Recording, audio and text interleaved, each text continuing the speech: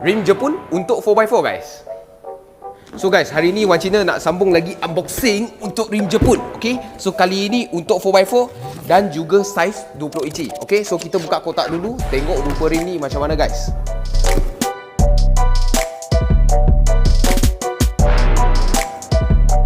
So guys, inilah rupa rimnya, TE37 Ultra Large PCD. Okay, nama Large PCD kita boleh nampak memang untuk kereta 4x4 sebab PCD dia memang sangat-sangat besar. Okay, TE37 Ultra warna bronze ni memang sangat cantik. Ultra, kenapa dia panggil Ultra? Sebab Ultra dia ada satu lining dekat sini, nampak lagi sporty. Okay, memang dah discontinue untuk Ultra, untuk GTR lah, bukan untuk 4x4 lah. 4x4 ada banyak lagi. Okay, so dia punya berat nanti kita timbang, tapi kita cerita dulu pasal spek dia. 20 inci kali 9.5 offset 25. Untuk nak buat Thailand style ataupun off-road style, dua-dua memang semua boleh.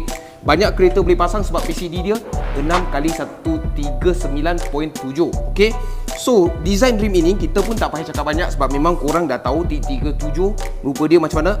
6 batang ni yang kosong boleh belanja caliper dengan disc yang besar. Okay, dan juga dia buat engraving dekat sini lah, Vogue Racing. So cuci-cuci tu dia tak tanggal lah. Okay, caliper korang nak tanya saiz besar macam mana dia boleh muat? Sangat besar sebab big caliper clearance dari official race dia sendiri cakap. So jom kita tengok berat ni berapa untuk 20 inci kepada korang.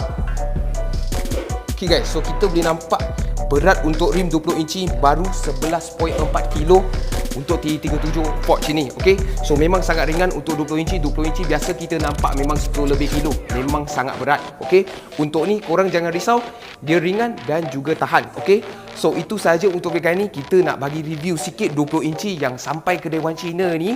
Okay, memang sangat sesuai untuk kereta 4x4 dekat luar sana lah. Okay, so kalau korang suka video kali ni, tolong like, share dan komen kat bawah apa yang korang nak tengok.